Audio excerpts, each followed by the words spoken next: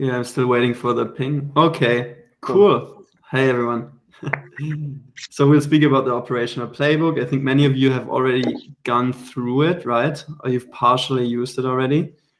Sarah and I have built it in order to make it, or to enable BDRs to get a much quicker grasp of the role, both theoretically, like what you have to cover, the entire scope of what you have to cover, and how you actually cover it, and how you how you just react on, or how your day-to-day is more or less structured. And by the way, if you have any questions, feel free to drop in, aside from, like, even though we're recording, it doesn't really, it's also helpful for the people who watch this afterwards, if anyone will. So yeah, as I just said, the entire purpose of the playbook is about how to be a happy and successful BDR, right? Which is our goal for this. And welcome to the org. Like, every one of you has now been part of the org, I think, for more than a month. So this is not that relevant for you. But now it gets to the point of what the playbook is actually about and what the BDR day-to-day is about. So we decomposed the day-to-day of a BDR in 4 parts. So number 1 is really understanding your accounts and your stakeholders, so your book of business and your FSRs in this case. Then setting yourself up operationally. So how do you actually track your outreaches? How do you actually do outreaches? There's a lot of stuff also happening in this workstream right now and being built while we're speaking. Then, so not in the next half an hour, but in the next weeks, right? Then as a point number 3, we have the reach outs. So how do you actually get in touch with your customers? I know that there's currently a working group, at least in the German market, around it, and focusing on how can we make emailing way quicker than it currently is? How can we really use synergies across verticals, across certain functions within the firm? And then 4th, and often also most painfully, how do you actually lock your activities? And what's kind of a small joke with a high impact, though, that Sarah and I made in this playbook is here, Clara, on the bottom right. You see, Clara is like in your English textbook, probably, which you had when you were in 7th grade or 5th grade. It's just supposed to be a girl that sometimes gives you very valuable hints, which, if you really incorporate them, kind of like kicks your efficiency and your So, and we're still now we're at the second of the 3 intro slides. We basically subdivided all of those 4 work streams in we basically adjusted them to your first weeks here at Google. So your first weeks post actual launch, so bureaucratic launch in terms of receiving your equipment, etc. And once you set up and you understood everything a lot and you got to know your team, then you start at week 1. So week 1 is not your very first week of starting at Google, but week 1 in our document is just like the very first week of more or less starting with your soft OKRs and your soft target, right? So the first week after you've been introduced to the org. And then you should more or less use the first 2.5 weeks to understand your book of business and get to know your FSRs. Then you have time to set yourself up operationally, so build sheets to structure your outreaches, to make sure that you have a very good system to record whom you've spoken to and with which message you've targeted them. And then during this operational setup, you should also start using this setup, right? And start reaching out to the customers. And whilst doing this, also you start logging. And then obviously at one point in a quarter or in your entire work as a BDR, the understanding of your book of business will be complete. Also, your operational setup will be complete. And so only the yellow and the red work stream will kind of keep going on. And what Clara says here again is that most of those work streams overlap, as you've probably just noted. And you can always ping your buddies or ask your buddies, just like with regards to any questions, just ask them how they would like to do it. For instance, some buddies prefer to work on question lists at the end of each week. Some buddies, it also always depends on the situation of the buddy, right? How the quarter is going, etc. Some buddies prefer immediate pings. So yeah, now let's continue to the 3rd intro slide. So what this slide is actually supposed to give you is just a very high-level overview on which documents are explained within this document. So it's not that you now, while looking at this slide, you have to understand which each document is. This slide is just supposed to be a high-level overview which enables you to come, or which should provide you the option to come back to this slide at one point during the playbook when you kind of ask yourself, okay, now I've seen so many different sheets and tricks, and how many are there, and what's the high level purpose of them. So this slide is really just an overview slide and no content slide. And we clustered them by stakeholders. So your first work stream, your collaboration with your FSR, which was the blue line, I think, before. Then collaboration with your manager, which didn't even have a line. And then your self-organization, which overlaps with many work streams. So yeah. Now, any questions regarding the intro? If not, I'll just continue. Feel free to raise your hand, by the way. I think that's easier with so many people on the call. Okay, then let's go on the first, in the blue work stream, understanding your book of business and getting to know your FSRs. At the beginning of each work stream, by the way, we'll have one overview slide, which will always be which is always clustered in 3 subcomponents.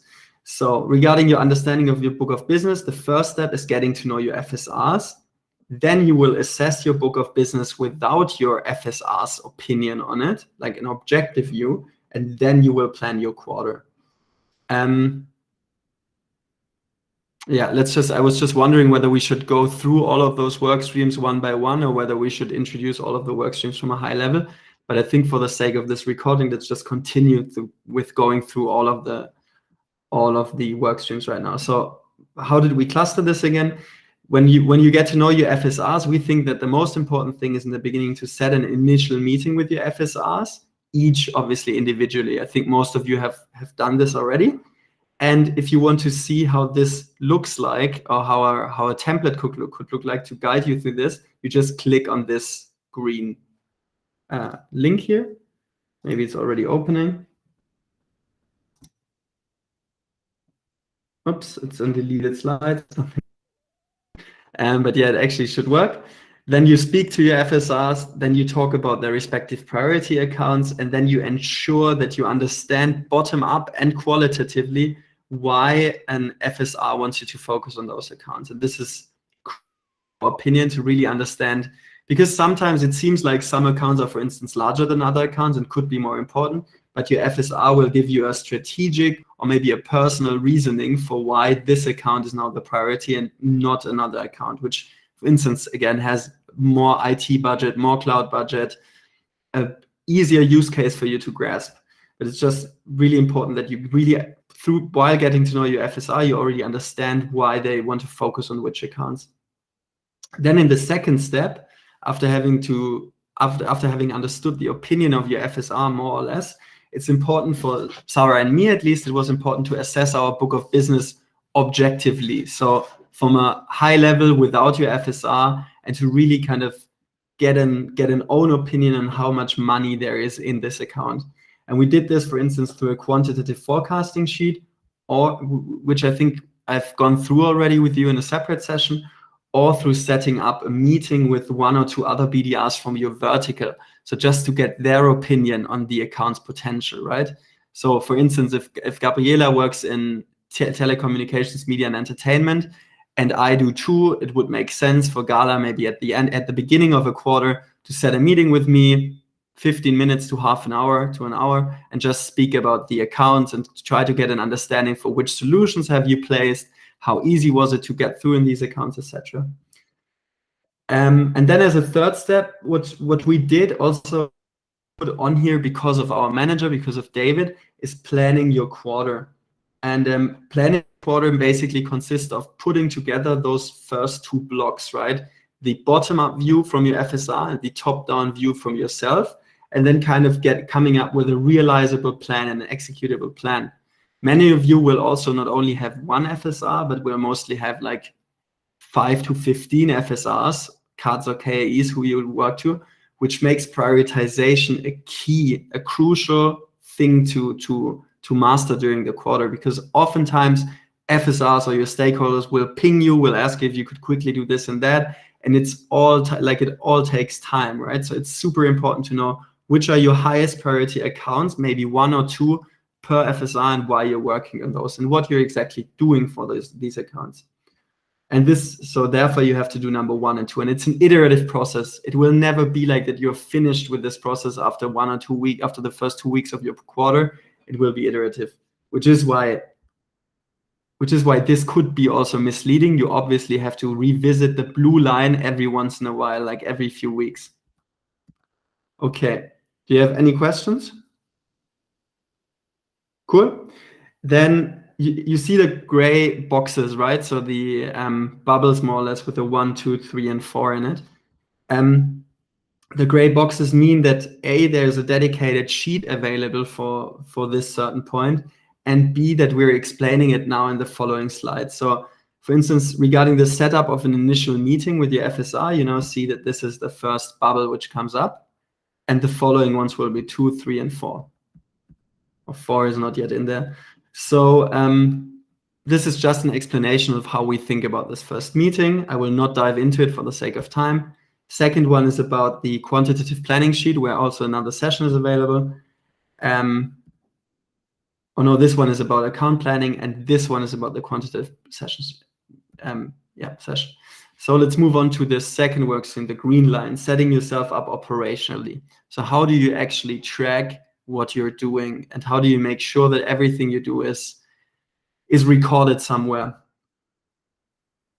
Okay, this was misalignment. Yeah, so how do you set up yourself operationally? Again, 3 blocks. So first of all, you have to align again with your FSR and your outreach strategy, and make sure to really understand and align with them whether you, for instance, contact a company bottom up or top down. So do you speak to the real executives of a firm, or do you rather contact mid-level or upper-level management? Then you have to create an intelligence sheet for your priority accounts, or that's at least what Sarah and I do. Sarah does it more than I'm still doing it, but it definitely makes sense to have such a sheet for per account. So just to record who you have spoken to, what the topic of the conversation was. And then thirdly, just as a self-organization principle, which I heavily use every week, is a weekly planning sheet. We'll also go into this in a second. So aligning with your FSR basically consists again of 3 points. So number 1 is setting regular meetings. I suppose that every one of you has regular meetings with their stakeholders already in place. Then as a second step, you strategize with them how to do the best outreaches. This goes also beyond bottom up or top down, but you should also have a conversation about, for instance, should we prioritize MQLs very high? This is a point which just now comes up again with some of my FSRs. Then you should align on how you execute on campaigns. So do they want a high focus or low focus on campaigns? And should you personalize the campaign outreaches or not? So these are all points which you should take into the strategizing. And then as a third point, you set up contact lists with dedicated people, or with real people on there, right? Like with their names, their positions, their email addresses. And then you decide on the ownership of you and your FSR regarding those people and the follow-ups. This is number 1. The account intelligence sheet is more or less exactly what we wrote here in the very first sentence. So it's about consolidating and synthesizing account information on like what industry does the account operate in, what recent changes have there been going on, and maybe even meeting notes. So to me, this is not crucial, and you don't always have to do it, because we're only responsible for the top of funnel generation, right? We set up the initial meetings, but for an FSR, this is very valuable, and often they also have their own sheets. So yeah, just ensure that your FSR has something set up. If not, you should set it up. And then regarding your weekly planning, this is just basically a sheet which I created, or a strategy I created, to really master this issue of complexity and prioritization again, which I've earlier spoken about, because many of your FSRs will ping you during the week, will ask you about progress, will ask you a favor to prioritize something over something else. And there you have to be, after a while, particularly if you have more than 10 FSRs, be crystal clear about what you're working on in which week. And then it might make sense to, at the beginning of the week, for instance, on Monday, take 2 hours and really plan create a plan per stakeholder on which accounts you're focusing this week, what you want to do until when, and also record on what you discussed in your one-on-ones. That's the weekly planning sheet. And again, same logic, the gray round boxes will lead to the explanation of these steps in detail. So here is the outreach strategy, the top down versus bottom up. But again, with the hint, and we could also put this on the slide and edit, it's not only about top down or bottom up, it's also about which campaigns, how you prioritize MQLs, etc. Then contact lists, crucial detail. I think we've also had them in the very first work stream already, in the blue one. This is your bread and butter business, right? So deciding which people do you speak to, how often do you speak to them, etc. Yeah. Then an account intelligence sheet, which you can sometimes do, sometimes don't. For instance, one of you has today pinged me and asked me about ads connections to a certain account, which he or she found out via MoMA or tried to find out via MoMA. This is why you, for instance, set up such a background check sheet that you make sure you kind of like check off all the potential connections which might exist with the company already, that you make sure that the company is large enough to make it a priority, because sometimes FSRs ask you to work on companies with less revenue than 50 million. Actually, we're an enterprise and we're only supposed to work on companies that are larger than 1 billion in revenue, right? So it has to have a very good explanation, because at the end of the quarter, you will not be measured on how satisfied your FSRs are with you, but how large the opportunities are you've opened. So just make sure that you're really in line here, and you can always circle back with your manager and speak about your account prioritization. So this is so we have basically two docs here. The account intelligence sheet is linked here on the right, top right, and the background check sheet, which I just explained, is kind of an addition to the account intelligence sheet. So the account intelligence sheet is about meetings, which meetings have you had with which persons, and the background check sheet is something you could create in advance to working on an account to make sure that you know existing connections to Google and leverage them. The account is large enough. You have potential case studies already in the industry, etc. So just make sure this entire part about account intelligence is about recording information on what you already know about the account, both externally in terms of market developments and internally in terms of Google connections, relevance to your current strategy, etc. And this is the weekly planning I was speaking about. So this is around about how it looks like with me. So I have 4 stakeholders here. For instance, we took James Bond, Dr. No, Neo, and Sweeney Todd, like just random people. Then I cluster them by sector, give them a priority. Then I also justify the priority for me this week. They can obviously not all be on high during a week. Then I said when I have to deliver my main work deliverable, Monday, Tuesday, Wednesday here. Then the top accounts, and whether I've already put them in another sheet. If you have any questions regarding this, let's set up a separate session regarding this sheet. Okay. And again, here what Clara says on the right is also super important. Keep in mind that many of our sheets are optional, and it's just our proposed way of working, which has also proven to be good in this quarter. It's not mandatory. You can always tell Clara, in this term, Sarah and me, if you found better ways, or if you want to challenge something, or if you think there's too much slack somewhere. Yeah. So, and now we have 8 minutes left for this presentation, so we will not really go to the logging point, which is also, I think, okay. The 4th point, we will just now speak about reaching out to customers. How do we actually do reach outs? Again, 3 blocks. So we first decide who to target and what to say. Then we care about navigating the outreaches, right? So how do you decide on the cadence? How do you track on your, where do you track those outreaches actually? And then how do you execute on campaigns? And what we have not listed here is MQLs, just as important as campaigns. So, who to target and what to say has now been, I think, a motive which has been in the 2 prior work streams already, right? Within the stakeholder conversations with the FSRs and the contact list in the 2nd work stream. So you just make sure that you really set up such a sheet, and that you then make even sure with potential messaging for those people. Like, for instance, if I see that Miss Müller is a chief architect at Nike, then you just have to make sure that you understand what a potential use case could be with which you could target Miss Müller, and you can already speak with your FSR about those use cases and about who to actually target, whether the chief architect, for instance, is the right person. Here it would be. Then you navigate your outreaches, which is in our operationalization sheet, which is also very crucial to Sarah and me. So one of the top 3 sheets, if not even the most important sheet in our daily practices.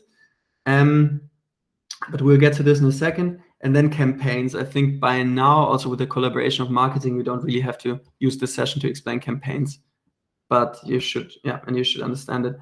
So this is the operationalization or the outreach tracking tool, rather, let's call it outreach tracking tool, which Sarah set up.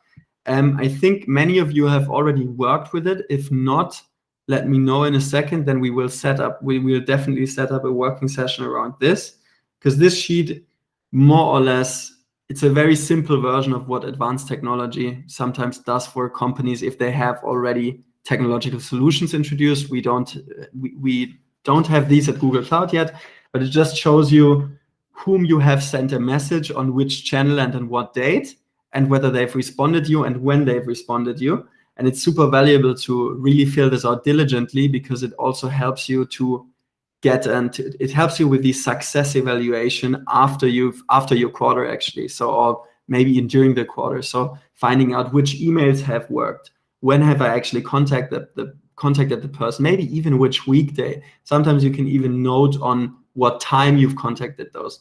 And also, most importantly, it also hedges you against the potentially not successful quarter, right?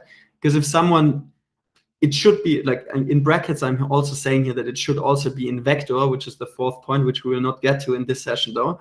But at the same time, this sheet is really like showing your manager, showing your peers, showing your FSRs, your FSMs, everyone you're working with, that you're really working on the most relevant stakeholders frequently.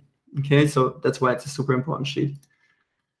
Then campaigns. I'm not explaining campaigns in this session. Then campaign execution. This is just what we came up with, but let's also not dive into this for now. And creative outreaches. I think this was just some basic stuff which we have done in our first quarter. I think with you also more experienced BDRs, we can certainly fill this creative outreaches sheet a lot more. So we've done some video prospecting, but we haven't tried handwritten letters yet. Might be fun though.